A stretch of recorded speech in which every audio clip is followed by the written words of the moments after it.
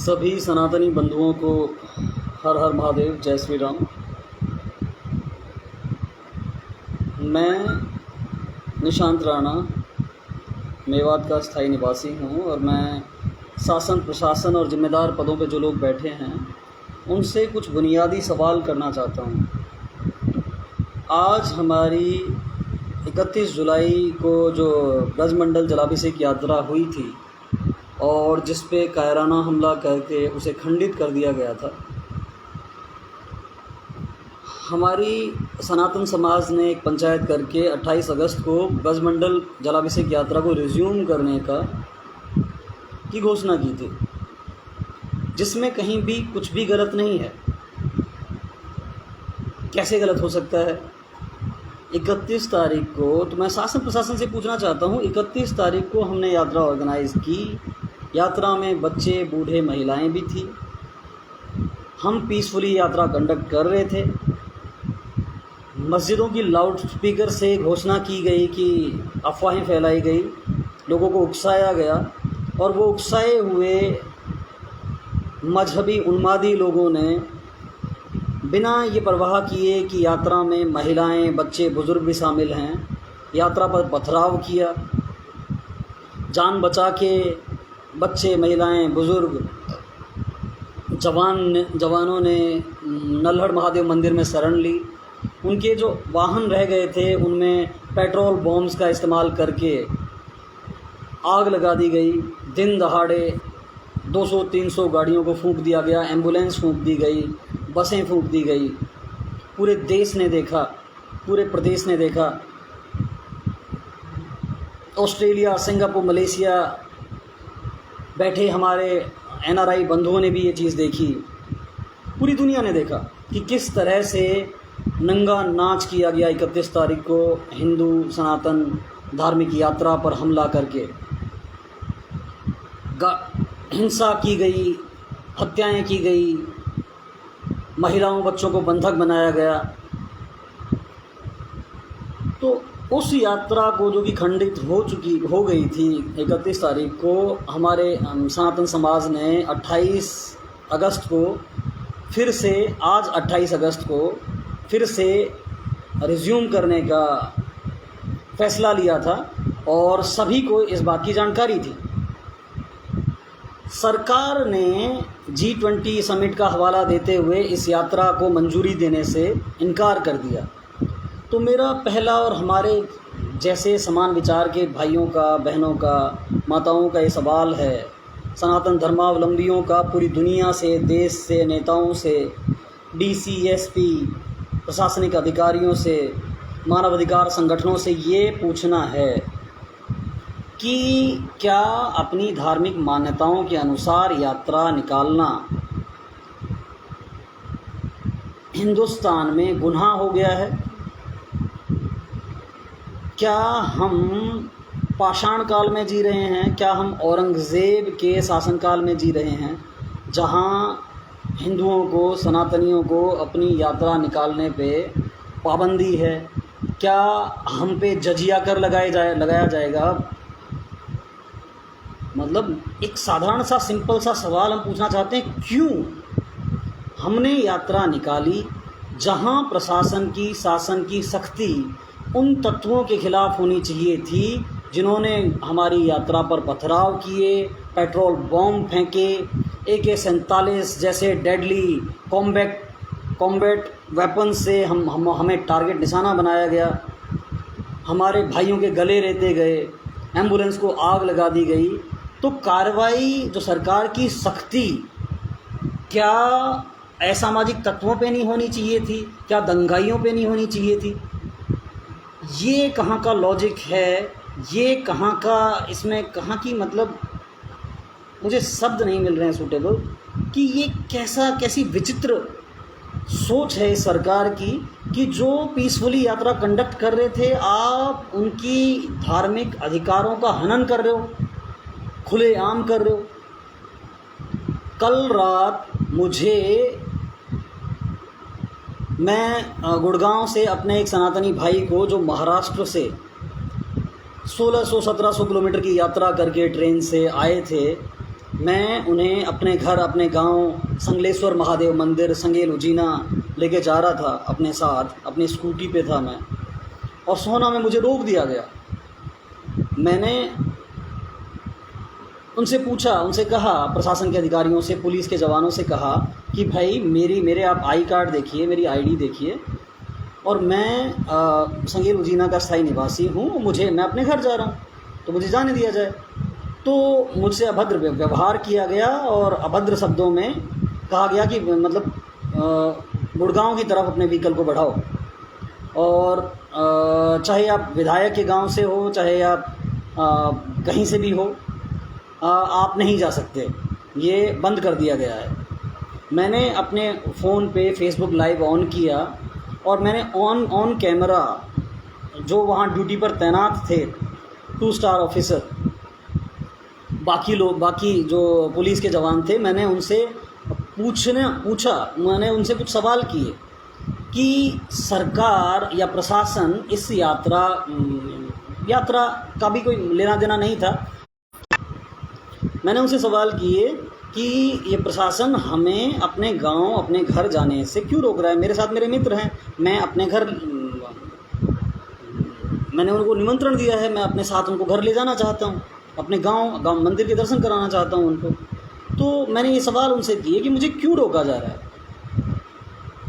क्या ऐसे सवाल पूछना मतलब कोई गुनाह है इस देश में? लोकतांत्रिक तरीके से अगर मैं प्रशासन के अधिकारियों से ऑन कैमरा सवाल पूछता हूं तो वो बता सकते थे, सिंपली बता सकते थे कि हमें सरकार से फला ऑर्डर्स हैं और उनके तहत ये रोका जा रहा है। तो क्या ये मतलब क्या हम ब्रिटिश राज में जी रहे हैं? जब हिंदुस्तानी अंग्रेज़ अधिकारियों से सवाल करते थे तो उन्हें डंडे मारे जाते थे, उन्हें गालियाँ दी जाती थी, उन पर कोड़े बरसाए जाते थे। भाई हम आज़ाद देश के आज़ाद नागरिक हैं और प्रशासन से, शासन से सवाल पूछना हमारा संवैधानिक अधिकार है, और मैं अपने संवैधानिक अधिकार को प्रैक्टिस कर रहा था। जब मैंने पूछा कि आप मुझे क्यों नहीं जाने दे रहे हैं, तो मैंने जब कैमरा ऑन किया, मैंने उनसे सवाल पूछे, तो मुझे कहा गया कि 2 स्टार ऑफिसर थे एक, मुझे उनसे बात करने के लिए कहा गया। और जब मैंने उनसे ये सवाल पूछे कि आप क्यों रोक रहे हैं, तो उन्होंने कहा कि 28 तारीख क्योंकि यात्रा की घोषणा की गई थी और माहौल ख़राब होने का डर है, तो इसलिए हम रोक लगा रहे हैं। तो मैंने पूछा कि यात्रा आप धार्मिक यात्रा में शामिल होने वाले यात्रियों को क्यों रोक रहे हैं? मैंने फिर सवाल किया। आपको रोकना चाहिए उन दंगाइयों को, आपको रोकना चाहिए उन हत्यारों को, आपको रोकना चाहिए उन पत्थरबाजों को, वो जो देश में, फ्रांस में, स्पेन में, विदेशों में ही नहीं, विदेश में भी, फ्रांस में पत्थरबाजी करते हैं, जो स्पेन में पत्थरबाजी करते हैं, जो कश्मीर में, केरल में, तमिलनाडु में, बंगाल में पत्थरबाजी करते हैं। आपको ऐसे तत्वों को रोकना चाहिए, या आपको अपने संवैधानिक अधिकारों के तहत अपनी मर्यादा में धार्मिक यात्रा ऑर्गेनाइज करने वाले भक्तों को, उनको रोकना चाहिए। तो आपकी प्रायोरिटी दंगाई हैं, अपराधी हैं, या आप लॉ अबाइडिंग जो सिटीजन्स हैं, जो कानून के हिसाब से अपने रिलीजियस राइट्स को प्रैक्टिस कर रहे हैं, अपने अधिकारों को प्रैक्टिस कर रहे हैं, आप उन्हें रोकेंगे या दंगाइयों को रोकेंगे? अगर हम कोई इलीगल अवैध हथियार कैरी कर रहे होते तब हमें रोका जाता तो समझ में आने वाली बात भी थी। ना हमारे पास अवैध हथियार थे, ना हमारा कोई क्रिमिनल बैकग्राउंड है। मैं एक सनातन धर्म का एक्टिविस्ट हूँ जो सनातन अधिकारों की बात करता हूँ मेवात में, क्योंकि यहाँ हिंदू समाज अल्पसंख्यक है और अल्पसंख्यक हिंदुओं पर मेवात में हो रहे अत्याचारों पर मैं आवाज़ उठाता आ रहा हूँ, और मेरे उस गुनाह के लिए मुझे प्रताड़ित किया जा रहा है, मेरे अगेंस्ट फॉल्स केसेस दर्ज किए जा रहे हैं। प्रशासन अपराधियों पर जो अवैध पंचायती ज़मीन पर अवैध कब्जा करते हैं उन पे एक्शन नहीं लेता है, और जब हम प्रशासन को अप्रोच करते हैं कि कब्ज़ा हटाइए, तब भी एक्शन नहीं लेता है प्रशासन। और जब हमें सब्र नहीं रहता और हम अपने लेवल पे जब हम पंचायती ज़मीन से कब्ज़ा हटा देते हैं तो प्रशासन हम पे कार्रवाई करता है, हम पे मुकदमे दर्ज किए जाते हैं, हम पे धार्मिक भावनाओं को भड़काने के आरोप लगते हैं। अगर प्रशासन अपने कार्य सही रूप से करने में सक्षम होता तो हमारा मतलब क्या था? हम अपने बच्चों को पालते हम अपने आराम से शांति से जीवन जीते। प्रशासन खुद नहीं करता है, प्रशासन ऐसे गंदे तत्वों को बढ़ावा देता है, और जब नागरिक स्वयं अपने स्तर पे एक्शन लेते हैं तो उनकी प्रताड़ना की जाती है। हरियाणा सरकार का रवैया समझ से परे है। जब मैंने यहाँ सनातन धर्मावलंबियों पर हो रहे अत्याचारों के मुद्दे उठाए, जब मैंने बिजली विभाग में हो रहे करप्शन के मुद्दे उठाए, तो जेई कैलाश जेई जो नूह में कार्यरत है और मेरे गांव का लाइनमैन चंचल, वो अपनी टीम ला के, मेरे पड़ोस के भाई हैं बीपीएल परिवार में, उनका नाम है संजय सिंह, उनकी जो केबल को काट के उसके फ़ोटो लेके मुझ पे झूठा मुकदमा दर्ज करा देते हैं, ताकि मैं सरकार के ख़िलाफ़, सरकार में हो रहे भ्रष्टाचार के ख़िलाफ़ आवाज़ ना उठा सकूं।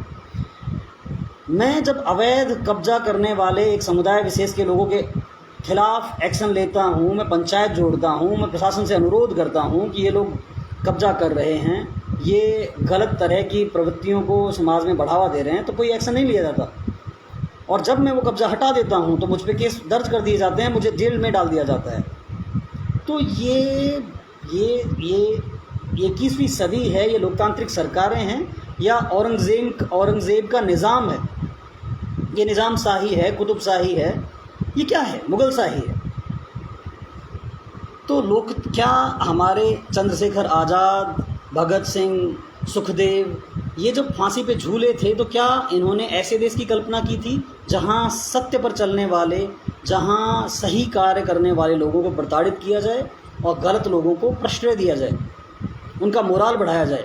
अब सरकार को जहां चाहिए था कि पत्थरबाजी करने वाले, गोलियां चलाने वाले लोगों पर नियंत्रण कसे, उन्हें गिरफ्तार करे, उन पे कठोर से कठोर कार्रवाई करे, वो करने की बजाय मामन खान जिसने दंगे भड़काए, आम आदमी पार्टी का नेता जिसने जावेद में भाई प्रदीप शर्मा की हत्या के लिए जो जिम्मेदार है भीड़ इकट्ठा की, उन पर कार्रवाई अभी तक नहीं हुई। पर बजरंग दल के बिट्टू बजरंगी को गिरफ्तार कर लिया जाता है, उस पर झूठे सच्चे बहुत सारे धाराएं लगा दी जाती हैं और उसे कुत्ते की तरह घसीट कर गिरफ्तार किया जाता है।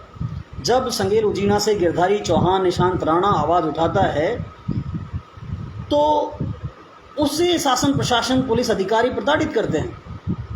जायज़ सवाल पूछने के लिए उसे प्रताड़ित किया जाता है, उसे सोना में गिरफ्तार कर लिया जाता है, उसे भद्दी गालियाँ, गंदी गालियाँ दी जाती हैं।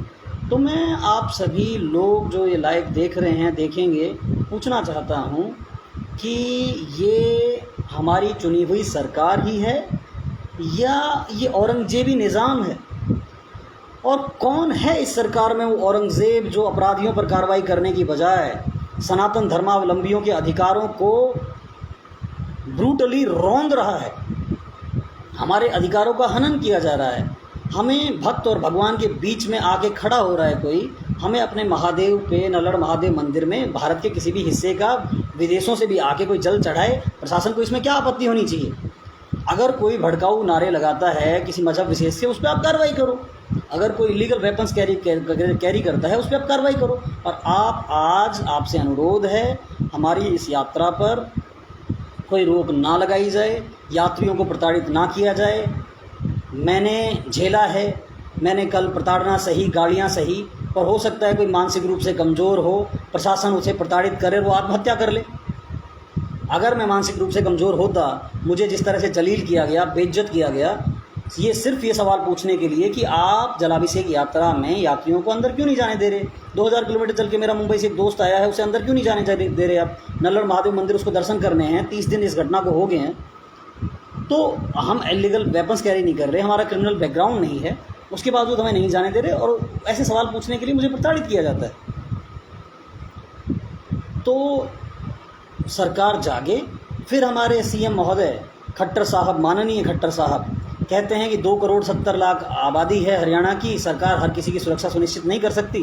तो भैया आप हाथ खड़े कर दीजिए, हम अपनी सुरक्षा स्वयं कर लेंगे। अगर हमने अपनी सुरक्षा स्वयं करने के लिए लाठी डंडे उठा लिए, तो आप हमने अपने बुजुर्गों की तलवारें उठा ली, तो आप हम पे आर्म्स एक्ट का मुकदमा करके आप हमें अंदर डालेंगे। तो आप इस साजिश का हिस्सा तो नहीं हैं, कहीं आप सनातन के खिलाफ साजिशें तो नहीं कर रहे, कहीं आप सनातन के दुश्मन तो नहीं हैं? क्या आप बीजेपी सरकार, खट्टर सरकार, ये औरंगज़ेब है, ये टीपू सुल्तान है, क्या है, कौन है, ये चंगेज़ खां है, क्या है, क्या हो रहा है इस देश में। अब हम लोग, हमारे ही कुछ साथी बीजेपी मुर्दाबाद के नारे लगा रहे हैं, बीजेपी मुर्दाबाद के। तो मैं उन भाइयों से कहना चाहता हूँ, भैया बीजेपी मुर्दाबाद मैं कैसे कहूँ, क्योंकि मैं अपने पड़ोस के राज्य यूपी में देख रहा हूँ, वहाँ भी बीजेपी की सरकार है।